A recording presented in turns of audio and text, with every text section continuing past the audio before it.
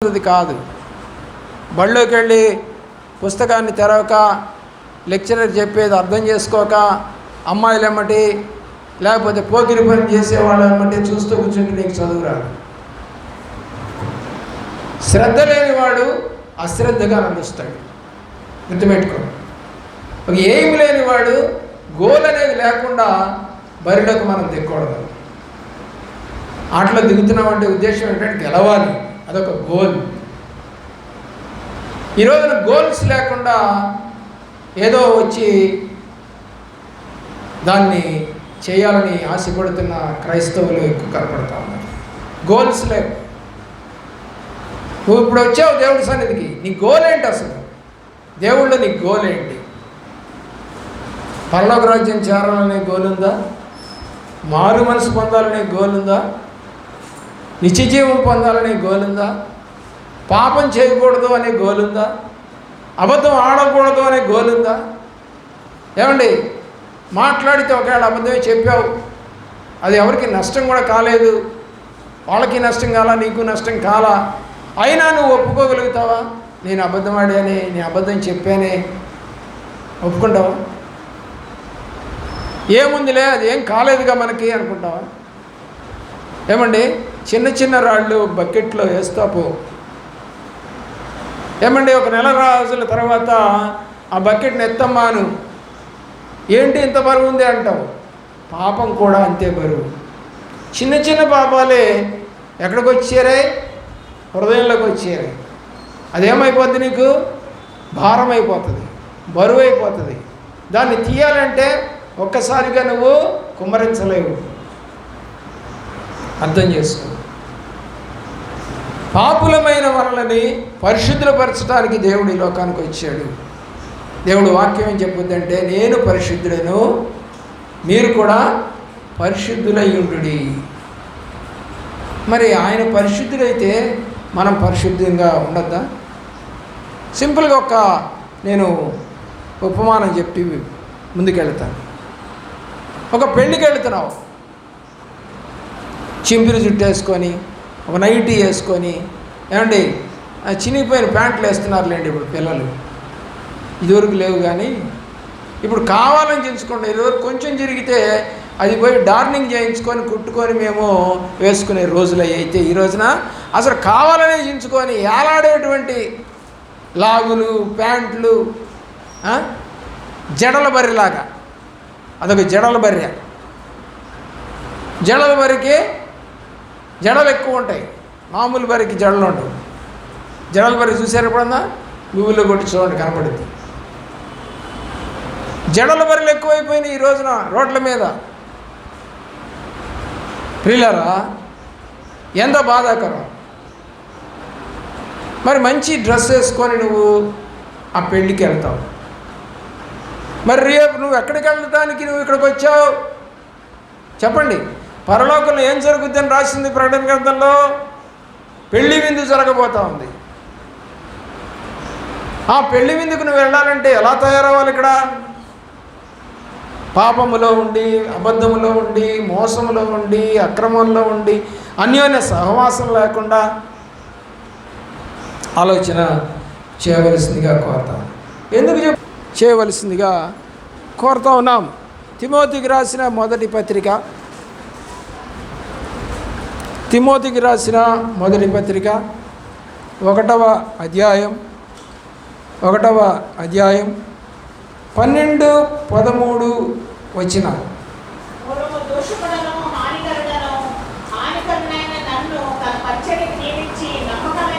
తన పాపమును ఒప్పుకుంటున్నాడు పౌలు. చెప్తావా నువ్వన్నా? ఏం చేయలేదండి అసలు, పాపమే అంటావా? దానికి కూడా వాక్యం దేవుడు చెప్పాడు. యోహాను రాసిన మొదటి పత్రిక దేవుని యొక్క ప్రేమలో మొదటి అధ్యాయములోనే 8వ వచనానికి వస్తున్నాం. మనము పాపము లేని వారమని చెప్పుకొని ఏమని? నాలో పాపం ఉందని అంటావా నువ్వు? ఎంత ధైర్యంలో నీకు కొడతావా? నువ్వు సిగరెట్ తాగటం చూసావు, నువ్వు సినిమాలు చూడటం చూసా, నువ్వు బజార్ల మడి తిరగటం చూసా, లెక్క లేకుండా ఇంట్లో కాకుండా బయట తిరగడం చూసా, నువ్వు చదువుకోకుండా తిరగడం చూసా, బండి వేసుకొని పెట్రోల్ అనవసరంగా ఖర్చు పెడుతూ ఊరూరా తిరగడం చూసా, పనికి మాలిని అన్నీ ఆ పబ్బుల్లో ఈ పబ్బుల్లో కూర్చొని తినటం చూసా, తల్లిదండ్రులను ప్రేమించుకుని ఉండటం చూసా, నీ ఇష్టం వచ్చినప్పుడు వచ్చి పడుకోవడం చూసాం. పాపాలు కావా ఇవన్నీ? తప్పులు కావా ఇవన్నీ? తల్లిదండ్రులను ప్రేమించని వారు కళ్ళు లోయ కాకులు పీకుతాయి. కానీ మీ తల్లిదండ్రులు మంచివాళ్ళు కాదా? అందుకని అలా చేస్తున్నావా? మరి నీ ప్రవర్తన ద్వారా మీ తల్లిదండ్రులు మార్చొచ్చుగా. వాళ్ళు మంచివాళ్ళు కాదండి, మరి నీ ప్రవర్తన ఏమైంది? బాగా చదువుకున్నావా? అన్ని కష్టాల్లో కూడా బాగా చదువుకున్నావా? మంచి మార్కులు వచ్చాయా? మంచి ఉద్యోగం వచ్చిందా? మంచి నడవడిక వచ్చిందా? ఎందుకని? మీ నాన్న మీ అమ్మ చెడిపోతే నువ్వు చెడిపోవాలా? ఆలోచించి. తప్పది. ఫిలోమోను రాసిన పత్రిక, ఫిలోమోనుకి రాసిన పత్రిక 11వ వచనం, 11వ వచనం, ఫిలోమోను పత్రిక 11వ వచనం. అతడు మునుపు నీకు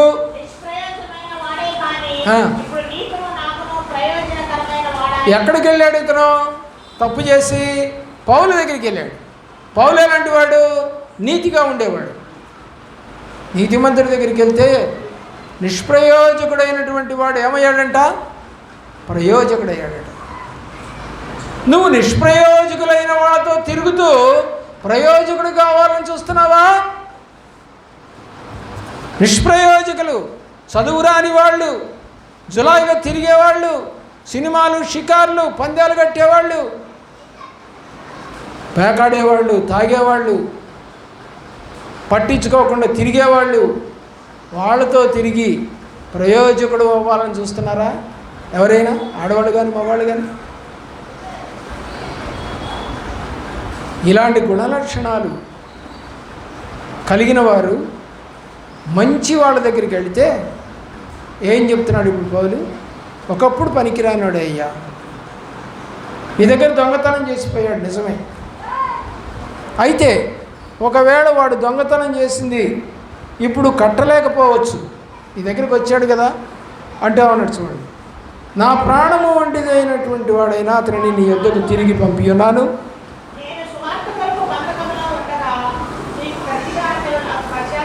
ఏం చేశాడంట? పౌలుకి పరిచారం చేశాడట. నీ ఉపకారము బలవంతము చేతనైనట్టు కాక స్వేచ్ఛాపూర్వకమైనదిగా ఉండవలనని చెప్పండి, చదవండి. నీ సమ్మతి లేక ఏది చేయుటకు నాకు ఇష్టం లేదు. అయ్యా, నీకు ఇష్టం లేకుండా నేనేం చేయాలని కోరుకోవట్లా, కానీ వీడు మంచాడు, ఇప్పుడు ప్రయోజకుడు అయ్యాడు. ఇప్పుడు నీకు ఇష్టమైతే అతడు ఇక మీదట దాసుడుగా ఉండక దాసుని కంటే ఎక్కువవాడుగాను, ప్రియ సహోదరుడుగాను, విశేషంగా నాకును శరీరమును ప్రభు విషయంలో మరి విశేషంగా నీకును ప్రియ సహోదరుడుగాను నీ యొద్ద ఎల్లప్పుడూ ఉండుటకే కాబోలు అతడు కొద్ది కాలము నిన్ను ఎడబాసి ఉండెను.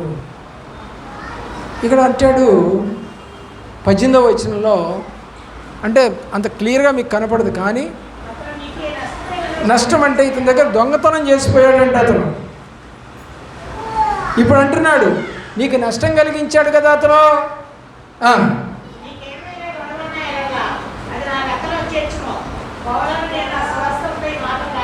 అంటే నేను కట్టుకుంటాలే, అది వాడు చేసిన పాపాన్ని నేనే తీరుస్తాలే, వీడిని చేర్చుకయ్యా, వీడు ఇప్పుడు మంచోడయ్యా. పోనీ అలా అన్న మారుతావా? అలా అన్న మారుతావా? అండి, ఒనేసీములాగా అన్నా ఒకప్పుడు తప్పు చేశావు, ఓ మంచి వ్యక్తి దగ్గరకు నువ్వు సహవాసం పొందితే తిరిగి అతను మంచి వ్యక్తిగా అతన్ని అప్పగిస్తూ ఉన్నాడు. చేస్తావా అలాగా? లేదు, అల్లరిగా తిరిగేవాళ్లే, బూతులు మాట్లాడేవాళ్లే, చెడుతనం చేసేవాళ్లే, సీరియల్స్ చెప్పుకునేవాళ్లే, వాళ్ళతోనే నీ సహవాసం. ప్రభు వాక్యం అంటే ధ్యాస లేదా, భయం లేదా? చదవాలని, నేను కూడా వాక్యం చెప్పాలని, సాక్ష్యం ఇవ్వాలని, మందిరంలో నన్ను కూడా వాక్యం చదవమని చెబితే అంత బాగుండునని, పాట పాడితే బాగుండునని, సక్రమంగా చర్చికి ఇస్తే బాగుండునని, పరిచర్య చేస్తే బాగుండని ఏమన్నా ఆలోచనలు వస్తూ ఉన్నాయా? చెడ్డ ఆలోచనలు వస్తూ ఉన్నాయి, పనికిరాని ఆలోచనలు వస్తూ ఉన్నాయి, ఊరగుచ్చిన ఆలోచనలు వస్తున్నాయా? ఒనేసిము మంచివాడిగా వచ్చాడు, పౌలు మంచివాడిగా మారొచ్చాడు, పేతురు మంచివాడిగా మారొచ్చాడు. ఇస్కరియోతు రాలేకపోయాడు, గెహజీ రాలేకపోయాడు, బిలాము రాలేకపోయాడు, దాతాను, కోరహ, అభిరాములు రాలేకపోయారు, యెజబెలు రాలేకపోయింది. నువ్వెలా ఉంటావు? మారుతావా లేదా? మారు మనసు వద్దా? అపోస్తుల కార్యగ్రంథము 16వ అధ్యాయము 14-15 వచనాలు. అపోస్తుల కార్యగ్రంథము 16వ అధ్యాయం 14-15.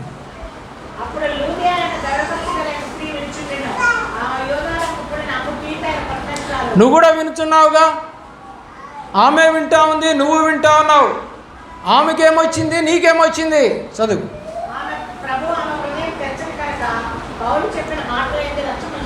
ఏంటండి? పౌలు చెబుతున్న మాటలు వింటా ఉంటే దేవుడు ఏం చేశాడంట? తెరిచాడు. మరి నీ హృదయం తెరిచారా? అంగీకరిస్తున్నారా మాటలు? ఈ చెవును విని ఆ చెవును వదిలేస్తామన్నారా? ఏమి చేయాలనేది మీ ఉద్దేశం? మందిరానికి వచ్చి ఊరక వింటారా? అర్థం చేసుకుంటారా? పాటిస్తారా? మారు మనసు పొందుతారా? హృదయము తెరిచెను గనుక ఆమెయు ఆమె ఇంటివారును బాప్తిజము పొందారు. మరి నీ ఇంటి వాళ్ళు ఎందుకు పొందట్లా? మారు మనసు ఎందుకు రావట్లా నీకు? ఏదో వచ్చారు, ఇస్తున్నారు, తీసుకుంటున్నాం, పోతున్నాం, టైం అయిపోయింది, వెళ్ళిపోతాం. మందిరంలో సర్దేది లేదు, పెట్టేది లేదు, అయ్యగారి చేత ప్రార్థనలు చేయించుకునేది లేదు. బళ్ళో పిల్లలకి కనుక బెల్లు కొడితే పారిపోయినట్టుగా పారిపోతున్నారు. అమ్మా, ఈ వారం అంతా ప్రార్థన చేసుకుంటే ఏం దర్శనాలు వచ్చాయి, ఏం కళలు వచ్చాయి, నీ గురించి, నీ కుటుంబం గురించి, సంఘం గురించి అని అడిగితే ఒక్క మాట ఎత్తావు. ఏం చేస్తున్నావు ఆ రోజులో?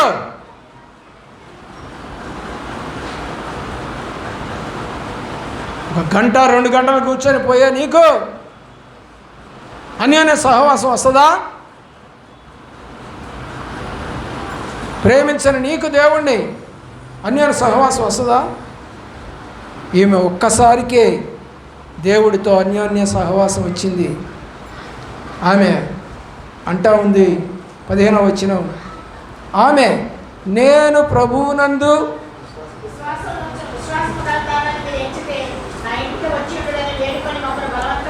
సేవకుడు ఎన్నిసార్లు పిలిచావు? వెంటనే ఆయన మా ఇంటికి రండి అయ్యా, నేను విశ్వాసము గలదా అని నేను అనుకుంటే రండి అంటే, ఇప్పుడు మీరందరూ విశ్వాసం లేనోళ్ళా? అందుకనే పిలవట్లేదు సేవకుడిని.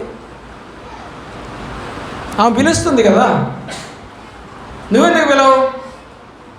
ఎన్ని సంవత్సరాలు అయింది? నువ్వు రక్షణ పొందిన దినమన్నా కనీసం పిలిచావా? ఇంట్లో పుట్టినరోజులు, ఇంట్లో పెళ్లి రోజులు జరిగాయి కదా, 4-5 ఉన్నారు మీ ఇంట్లో, ఒకే నెలలో పుట్టలేదుగా మీరంతా, పిలిచావా? లేదా అల్లరి మూకను పిలుచుకొని కేక్ కట్ చేసుకున్నావా? చాలామంది పాస్టర్ని పిలవకుండా అల్లరి మూకలను పిలుచుకొని కేకులు కట్ చేసుకునే వాళ్ళు ఉన్నారు. నిజం కాదా? రక్షణ పొందారా? అబద్ధం. వాక్యం ఎక్కిందా లోపలికి? అబద్ధం. ఆజ్ఞలు పాటిస్తారా? అబద్ధం. ఈ అబద్ధ బతుకుతూ ప్రభువా అని దేవుణ్ణి అడిగితే చేస్తాడా?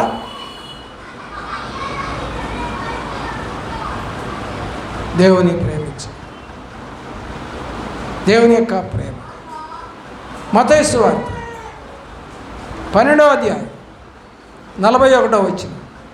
12వ అధ్యాయము 41వ వచనం.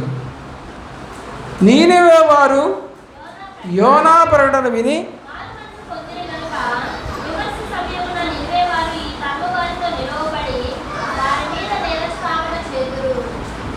ఇదిగో యోనా కంటే గొప్పవాడు. యోనా మాట వినేవాళ్ళు మారు మనసు పొందారు కదా, అతనికన్నా గొప్పవాడినైన యేసు నేనున్నాను ఇక్కడ, నా మాట విని మీరేమి మారు మనసు పొందరా అడుగుతున్నాడు ప్రభువారు. పొందారండి వాళ్ళు?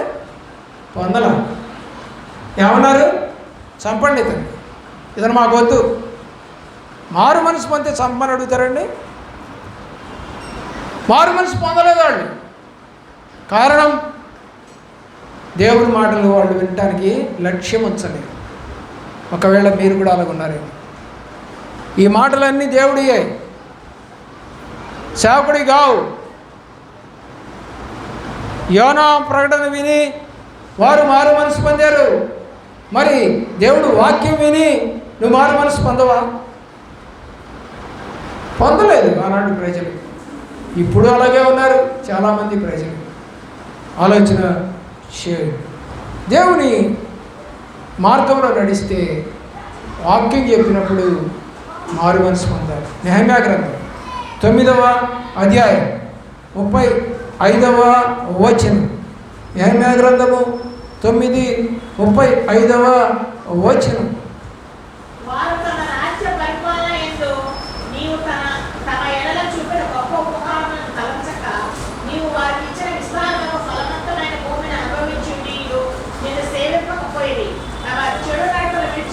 దేవుని ప్రేమించిన పిల్లరా 35వ వచనంలో చివరి మాటలు ఏమండి? నిన్ను సేవించకపోయిరి, చెడు నడతలు విడిచి మారు మనసు పొందరేది. ఈ 2 గుణాలు లేవా ఈ రోజున? ఎప్పుడో వేల సంవత్సరాల క్రితం రాశారు అది. ఇప్పటికీ కూడా అదే జరుగుతూ ఉంది. దేవుడు వాక్యం ఇది, సొంత వాక్యాలు కావు. తమ చెడు నడతలను విడిచి ఆయన్ని సేవించకుండా, ఆయనతో సహవాసం చేయకుండా, ఆ ఉపకారములు తలంచక వాళ్ళు మారు మనసు పొందారు. నువ్వు ఎన్ని సంవత్సరాలు చర్చికి వెళ్ళినా మారు మనసు లేకుండా ఏ చర్చికి వెళ్ళి వాక్యం విన్నా బలారం తీసుకున్నా నో యూజ్ ఎట్ ఆల్. ఏ ప్రయోజనం ఉండదు. ఆలోచించు.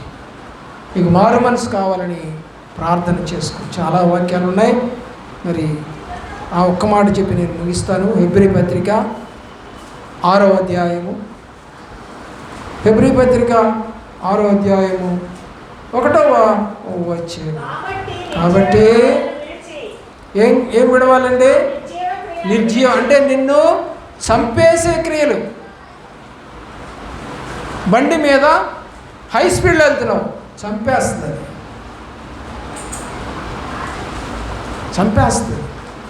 మందు తాగుతున్నావు, చంపేస్తుంది. సిగరెట్ గుట్కాలు తింటున్నావు, చంపేస్తుంది. సెల్ ఫోన్లు గంటల తరబడి చూస్తున్నావు, చంపేస్తుంది. ఆ మధ్య ఏదో గేమ్ వచ్చిందండి, బ్లూ బెల్స్ ఏదో గేమ్. అది చూస్తూ చాలామంది సూసైడ్ చేసుకున్నారంట. దాన్ని బ్యాన్ చేశారు. సెల్ ఫోన్ చూస్తూ పబ్జీలు ఆడుతూ కొట్టుకున్న వాళ్ళు ఉన్నారు.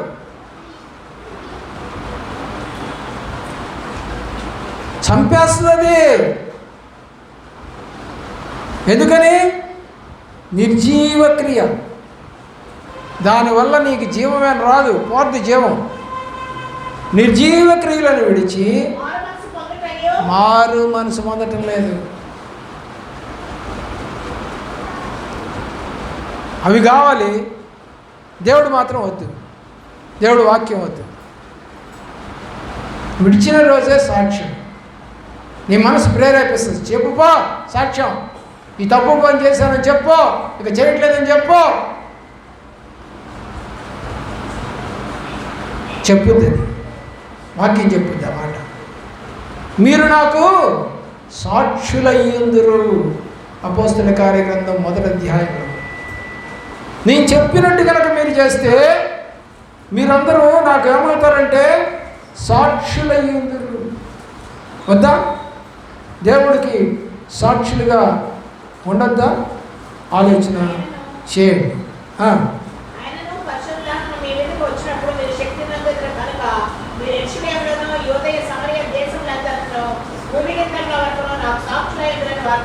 ఆ సాక్షులుగా ఉండాలంటే ఆయన పైన ఒక మాట చెప్పాడు, దేవుని యొక్క ప్రేమలో. కాదు 4వ వచనం, వారిని కలుసుకొని ఇలాగ ఆజ్ఞాపించెను. ఏమని ఆజ్ఞాపించాడు?